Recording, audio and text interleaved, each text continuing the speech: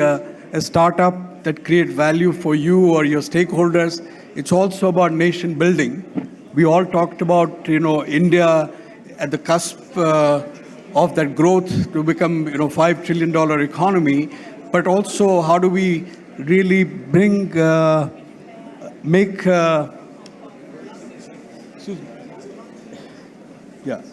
how do we make India a place where the entire society can benefit? India has the twin challenge, as you might have heard last time Chandra came talked about, of access and jobs. So for that, this session on Bridgital Nation, I have, may I invite Roopa Purshothaman on stage, Chief Economist, Tata Sons, and original author of the BRIC report.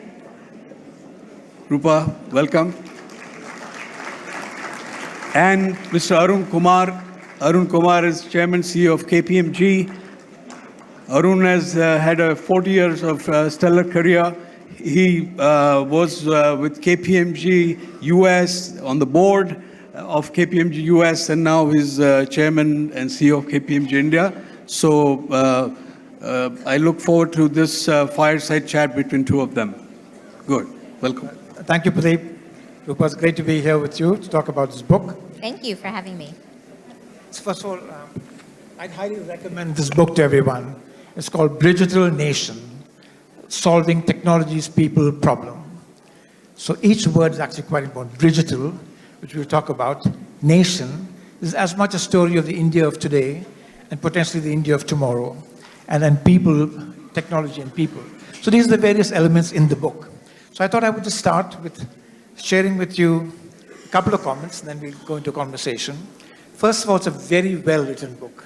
You must absolutely read it.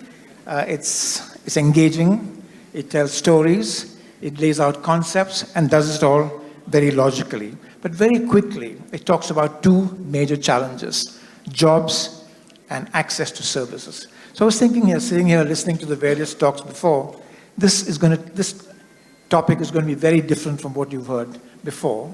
But there are some underpinning commonalities in terms of entrepreneurship. So jobs and access, which Roopa will talk about, and how technology will connect the two, namely be a bridge between the two. I also want to share a few other high-level observations. One is that it strikes us when you read the book that the level of women's participation in the Indian economy has dropped off sharply.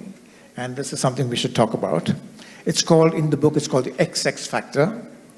It also talks about the need for more entrepreneurship at the SME level, not the unicorn kinds of things we were talking about, and not just the one-person employee, but the in-between. And a lot of this book is about the middle, the in-between, the kind of bridge, in a sense, in all of this. I must say that I felt very optimistic reading the book. But at the same time, the problems that face the country at the present and has faced the country for the last several decades are quite daunting. For instance, when we talk about the unemployment rate of 6%, what that really means is the unemployment among people seeking employment. But if you look at the people who are given up seeking employment or are underemployed, that number is a staggering 420 million people. 420 million people. That is amazing. We are not an advanced economy. Sitting here in Mumbai or being in Bangalore, we might think that. But when you read the book, it just brings home to you that we are not an advanced economy. We have a ways to go. And a way to go there is through technology. That is the optimistic part of technology. And the book finally has a lot of stories, and stories that really illustrate the theme of the book. So with that introduction, Roopa, let me move on to you. I thought I'd first start with bridging. So you're an economist, and Chandra, the two of you are the authors. Chandra is a technologist. So how did you marry these two perspectives of technology and economics? So first of all, the book took 2 years to write. Part of it had to do with really finding the narratives and being able to tell the story over time.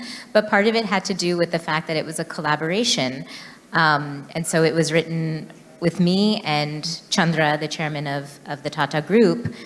And my perspective came in really with a macroeconomist lens to really understand the jobs challenge in India. And Chandra's view really came from a technologist's perspective. And for Chandra, he had seen how technology could be applied in the business world to solve big problems at scale.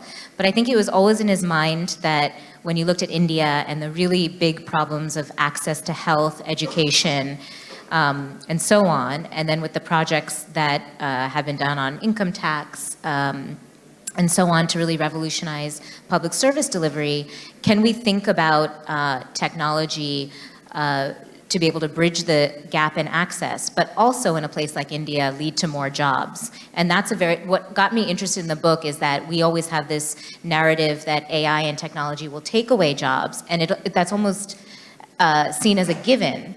But when we went through example after example, particularly in developing countries like India, we were finding examples where you saw jobs being created or jobs that existed becoming more productive. And all of a sudden a light bulb went off that maybe we need to understand these case studies a little bit better. Okay. So do you want to share your thoughts on the magnitude of the jobs problem? Yes. So I think, when we talk about jobs in India, you see the headlines in the papers and everyone's fighting over which data source is right, whether jobs have been created at all. Is it in the millions? Is it in the thousands? And so we're all debating data which is only giving you a little glimpse into different parts of the economy. For our session, I was going to do a presentation but didn't in terms of time.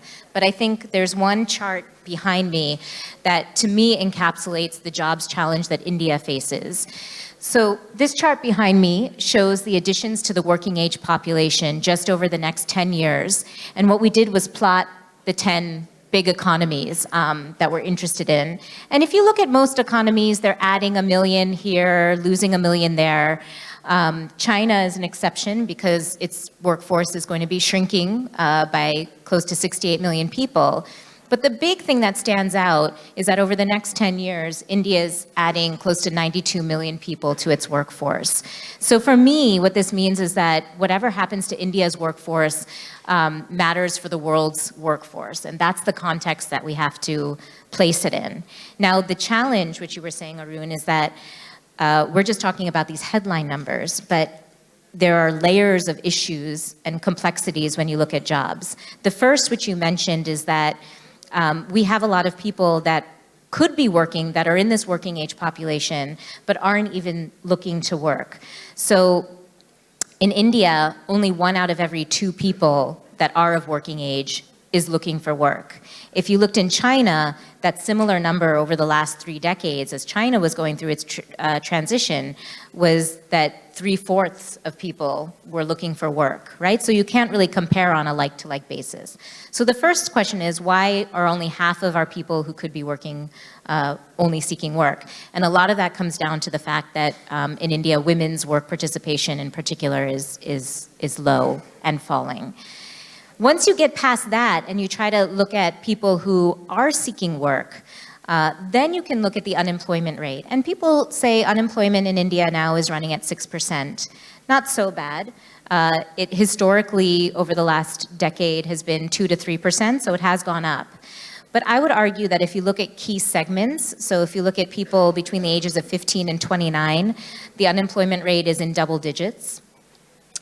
If you look at urban educated people, again, unemployment is in double digits. So there are some really important demographics that we should be focused on.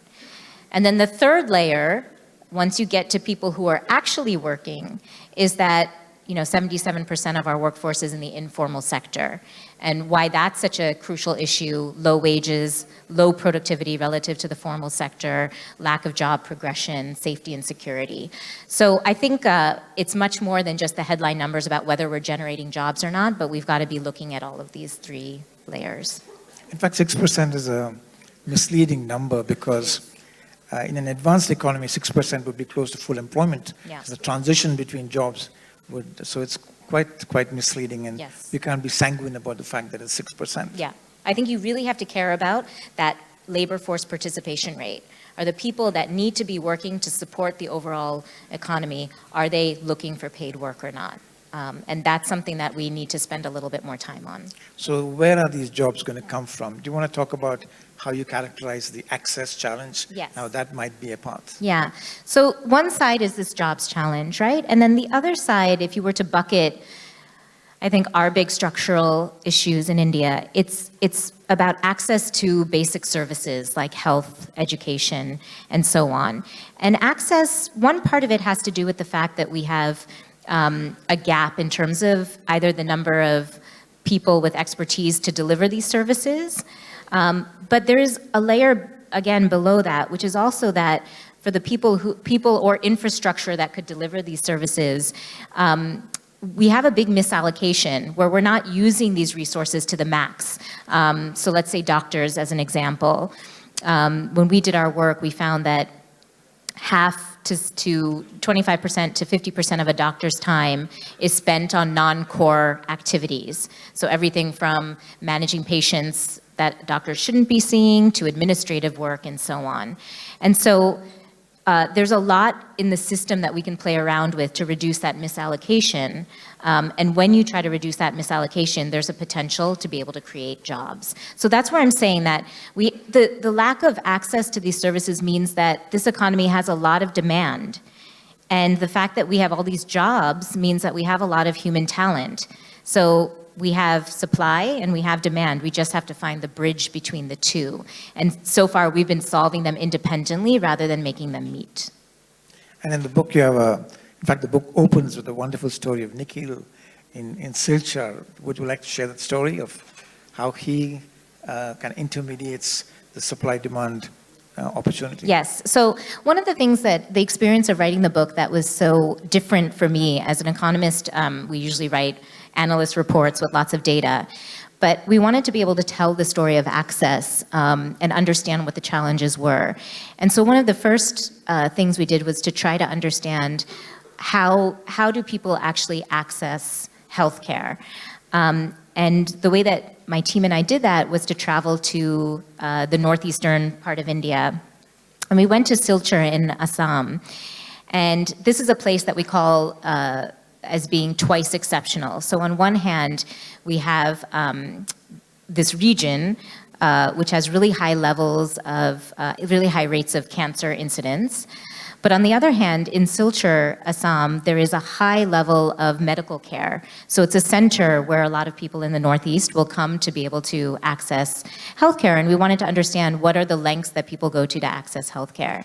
And what we found is, and we didn't realize when we went there, was that we met this person whose name is Nikhil. And people would travel from Tripura, come on the train, travel for hours and hours, and all they knew was that they had on a piece of paper the name Nikhil and a phone number. And when they got off the train in Silchar, they would look for flashing lights, a car that had flashing lights on the side of the highway. They would come there and they would meet Nikhil, and because a friend or a relative told them he can figure out what doctor you need to see, these patients, after traveling for hours, would hand over their medical files. We saw one person who met Nikhil, introduced himself, bent over, and Nikhil felt the lump on his head and then figured out exactly which doctors he needed to see, which tests he needed to take. Now, the shocking thing of this whole thing was that Nikhil is a driver, so no medical experience, but he's become the expert that really mediates and serves a really large clientele. And the reason that we told this story is that there's a lot that has to do with language, there's a lot that has to do with mediating complex medical diagnoses, all these services that right now we're solving with these bridges like Nikhil, but in the future, there are a lot of other ways that we can address these problems and make all of this talent that we have. I mean, Nikhil basically is entrepreneurial talent, but be able to amplify that much further. And he's actually expanded his business. Yes, yes. So he has a fleet of cars, the whole family is involved in the business. And there are a lot of drivers throughout the Northeast that perform this particular service. So it's really interesting, in the US, now more and more at the high end, the concept of the concierge doctor has come in. One person who tells you if there's your problem, this is whom you go to. And I thought Nikhil is a great example of a concierge doctor at the low end. And I would say even doing more than a concierge service, because after the patients would take their tests, they wouldn't completely understand what the doctors told them. So there was a follow-up service where all of these patients would come back to Nikhil. So there were certain hours where new patients would come and certain hours later where the returning patients would come. And he would explain all of the doctor's notes and basically interpret the results. So there's lack of access to services. Yeah. So healthcare we've talked a bit about. Do you want to talk about other areas like education, the judiciary? Yeah, so we looked at 6 sectors in the book where we really felt like, let me actually just, on health, let me explain how we were thinking about Bridgital. So the idea of Bridgital, really, or in some sense, to move from digital to Bridgital is really to apply a filter where you're looking at those technological AI interventions that lead to more or better jobs. Right? So that's the difference between the two. We're really trying to design for the places, the sectors where we think there is potential for job growth. And then what we try to do is apply technology to really exploit or take advantage of the misallocation. So in health, like I said, that difference in the fact that a doctor is spending 25 to 50% of his or her time on non-core activities, with a technology layer, you could take those tasks away from a doctor and have someone with lower qualifications but aided or augmented by technology to take those on. And what we found is that when you do that, you get a whole layer of workers, things like patient care coordinators that didn't exist before that are really mediating the technology. That's the first part of it. The second part of it is now that we have this extra time for each individual resource, right? So now there's the potential for telemedicine. And we're not talking about an advanced economy where the markets are there and they're functioning and we're just making them more efficient at the margin. With telemedicine in India, you're bringing a service to a place that hasn't received it before. And when that happens, when you're creating a new market, there's a whole layer of jobs that are created. So what we found is that in healthcare, through this model of Bridgital and really understanding how you reimagine the delivery of healthcare, across India, you could see about 1 million jobs becoming more productive and another 1 million jobs being created. So that's healthcare. But we also looked at things, like you said, like education, where there's a big jobs impact, agriculture, financial services, logistics, the judiciary. And we found these key roles, right? Like the truck driver in logistics or the teacher in education, but these roles that could really be augmented by technology. And so, like we said, in education, similarly, we have about a shortage of 1 million doctors, 1 million teachers that we need. And at the same time, teachers don't get to spend all of their full potential on teaching. There's a lot of other roles that teachers play. And if we're able to reallocate tasks, again, here you can see a big jobs growth potential. So across these 6 sectors, we think by 2025, you could see a positive impact on about 30 million jobs. And so when we're saying that 90 million people are coming into the workforce, there's a really sizable opportunity here. And I would really argue that for places like India, we can't just take that narrative that comes from advanced economies that AI will take away jobs. We should really understand that there are differences here. I mentioned one, which is we're creating new markets. We're not just making existing markets more efficient. The second is this whole story. In advanced economies, many economies are aging, so there is an impetus to automate. But we have a very different problem to solve for, which is how do we get low-skilled workers to be able to be more productive and augment their skills. The third big thing is that in places like India and other developing countries, we will perennially have a limited supply of infrastructure, right? So when we take doctors as an example, in the next 10 years, we have neither the time nor the resources to be able to get to bridge that gap of 600,000 doctors that we're talking about. So we have to be able to sweat whatever resources we have to the max. And in health, when we did this, and this came out of the pilots that we've done across the country, just by trying to reimagine and make reallocate our resources, that closes about 80% of the doctor supply gap that we're looking for. So maybe we don't always need to look at more schools, more training, more of the traditional way, but think in different ways. The last thing I would say for why India, as well as other developing markets, is different is that the whole story of automation and AI in the developed world, when you're talking about the labor market, there's a big conversation around people working in the formal sector, and at the margin, we're starting to see the gig economy making work more informal. But there's a very different thing that's happening when you have a labor market that is nearly 80% informal, and then you introduce technology, right? And that is where you don't move from informal to formal. It's not binary, but seeing the steps towards having a work history, to being able to transfer your documentation over time, needs to be explored more. And let me touch on the technology aspect of Bridgital. So in India, there's been constantly shifting narratives about technology. I remember when Vikram Sarabhai was championing the space program, he talked about leapfrogging technology. Then there was the idea of appropriate technology, like the gobar gas machines, etc. And then we had Jugaad.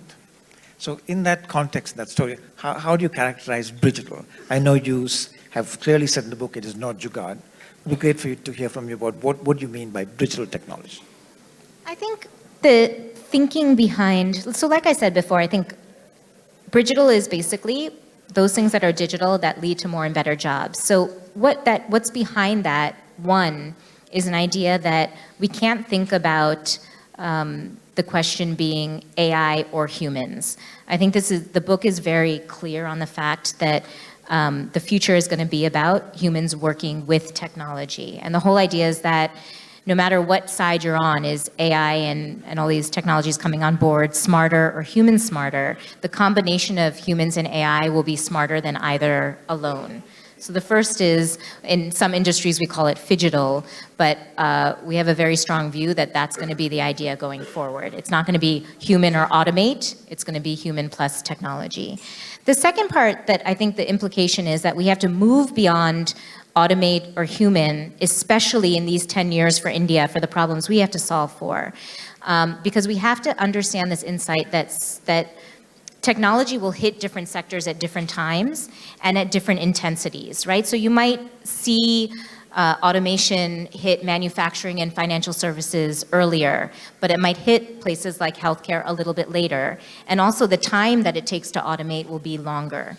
So if we're really designing for trying to skill nearly 90 million people, if not more, over the next 10 years, the interesting conversation is around how does that pattern happen across different sectors, and how can we use this long runway to train our people? So assume that people are going to move and jump from sectors to sectors, which is very different from in the past. But if we can try to understand this pattern, perhaps we can get our workforce to be prepared for what is going to happen over the next few decades. I would say those would be the two big steps for Bridgital. That's on top of Jugaad, that's on top of appropriate technology. Great, thanks, Roopa. I don't think it's in opposition, it's building off of those, right? So we talk a lot in the book about, there's been lots of attempts at throwing technology at a problem to solve it. We take the example of looking at tablets in education. And what we say is that it's definitely about reimagining processes, with technology being the aid. And that's why when you look at Bridgital, it's about a process and it's not about the technology. And actually, we've drawn a lot of lessons from what the Tata Trusts and TCS have achieved in those areas. Yeah. Now, let me just move on to entrepreneurship, because TiE is all about entrepreneurship. And these 90 million jobs that need to be created, you posit that it has to come significantly from, as you call it, entrepreneurs everywhere. Do you want to share some more thoughts on that? Yeah, so I think, a lot of the time when we talk about entrepreneurship in India, we focus on the Bangalore ecosystem, the conversation around unicorns. But we miss the fact that across India, the average firm size is two people, right? So there's entrepreneurship that has to do with unicorn startups, and then there is the kind of entrepreneurship that we need to see in terms of small and medium-sized businesses throughout the country. And so when you compare India to other comparable economies, typically when you look at who's a big employer in the economy, for most economies, small and medium-sized businesses account for about a third of all private sector employment. In India, small and medium-sized businesses account for about 12%. So there's a big gap just to get to the typical averages you would see or the kind of mix you would want to see in terms of types of employers. If we moved towards other, developing country averages, you would see a boost of about 45 million jobs. And this is in sort of the high street, main street, sort of mom and pop kind of entrepreneurship that morphs into these small and medium-sized businesses. So there's huge potential. And the biggest part of this is that it's a move from informal to formal modes of work. And so that's part of why we say a key piece when we talk about jobs, we're usually arguing about which sectors, what's labor intensive and what's not. But perhaps we need to also be looking at the composition of our firms and really see that as part of the solution to the jobs problem as well. And since the book is about people, maybe we can conclude with a story of two inspiring people, Amit and Niyali. Do you want to share that story? The Bialis or Amit? Yeah, Amit and... Okay. So we have one narrative where we met many times an entrepreneur named Amit outside of Jaipur who's a garment manufacturer. And we met with Amit because we really wanted to understand the challenges that an entrepreneur faces. And we saw the growth in, first of all, the story of Amit, which was just incredible passion to become someone who started his own business against the cultural traditions of family, had to face a lot of ridicule to get a business off the ground. But I think one of the big learnings from Amit is that he knew his business, and he would say my business of stitching really well. But he was like, I never got to spend any time on that because I was worried about credit and electricity and all of the things that a small entrepreneur will face. And he was able to keep jumping through hurdles after hurdles and obstacles to be able to build a business focused on the Japanese export market of all things. But I think the narrative was really to show the success of an entrepreneur, but really as a system in which we don't have a racetrack to get an entrepreneur to succeed. We have an obstacle course that he kept running through. And so the extraordinary measures he and his family had to take to be able to get this business off the ground. But still in the face of all of that, the success that he has been able to build is pretty tremendous. And so what we say is that, a lot of these things are like extraordinary things or ordinary things become extraordinary just in the difficulty it takes to achieve them. And that's where we have to say that there are ways to be able to make it simpler. And I was really touched by the fact that he is not thinking about an exit.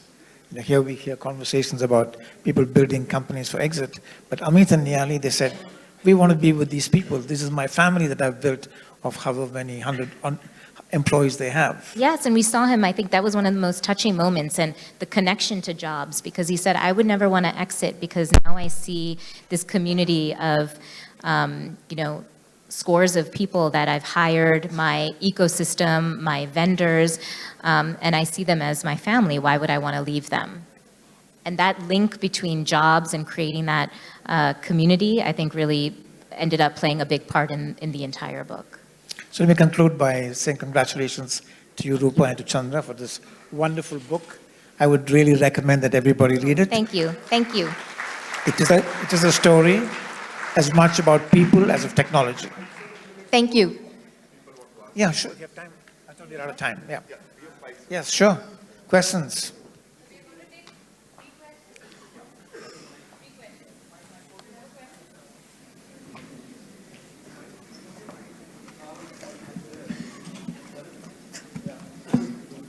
Sure, please. Sorry, yeah. Yeah. So I have one question I want to pose, and maybe we'll take it from there. There's a term in the book, a Sanskrit term called antarlapika. From what I understand, the meaning is that a puzzle where the answer is within the puzzle. How does this book, you want to elaborate on that? Yes, Yeah. so when we were trying to think of different ways to come up with how to explain Bridgital. I got to explore much of the, the Sanskrit language, and we came across this term called antarlapaka, and this idea that it's a puzzle that contains, in the riddle itself, contains the answers. And what we say in the book is that India is an antarlapaka in the sense that there's a lot internally that we have to be able to solve our jobs problem. And I think the big thing is that we just need to look at the problem in a different way. So one is that we usually look at digital and technology as cost saving or profit enhancing. We don't look at it as part of a solution to something like jobs. The second is that we didn't talk a lot about this, but our other big solution is about how we get this big pool of secondary educated women that India has. We have 120 million women who have secondary education. That's the size of 2 South Koreas who don't participate in paid work. So in that question, we should stop looking at this whole idea of women in the workforce as an inclusion issue, but also think of it as a talent, a really important talent question for our economy. And the third is that entrepreneurship is typically seen as a unicorn sort of story, but we really have to think about it as how do we breed and get the kind of ecosystem that we have in a Bengaluru out to all reaches of India. And if we think about our problems in a slightly different way, we'll find that a lot of the solution is within India itself. All right. One last question. Hello, ma'am. At the outset, I would like to congratulate you for your book. My question is in regards with pharmacovigilance, for which the term Bridgital is being recently used in the newspapers and all. So I want to understand if you got a chance while speaking to Chandra sir in regards with any anecdotes in regards with pharmacovigilance, because actually that is the project I am working in TCS also. In which business, sorry? In pharmaceutical? It's a pharma business where they would like to understand the records when they are testing medicines on some selected people or even after the launch of the medicines. Did you get a chance? So to be honest, that this would be something to have an offline conversation on. So when we did we focused on some pilots in the book that we've done to deliver primary health care. And so there have been some innovations with how you deliver pharmaceuticals, but it's more in the delivery than I think what you're talking about in the testing. But happy to explore that. Okay, I'll connect to you. Thank you. All right. That's the last question. I'm so sorry. Thank you so much. Thank you. Thank you. And I would, ladies and gentlemen, Thank you, Mr. everyone. Kumar, Roopa, thank you. And I would request Atulji to please come up on stage and felicitate our speakers.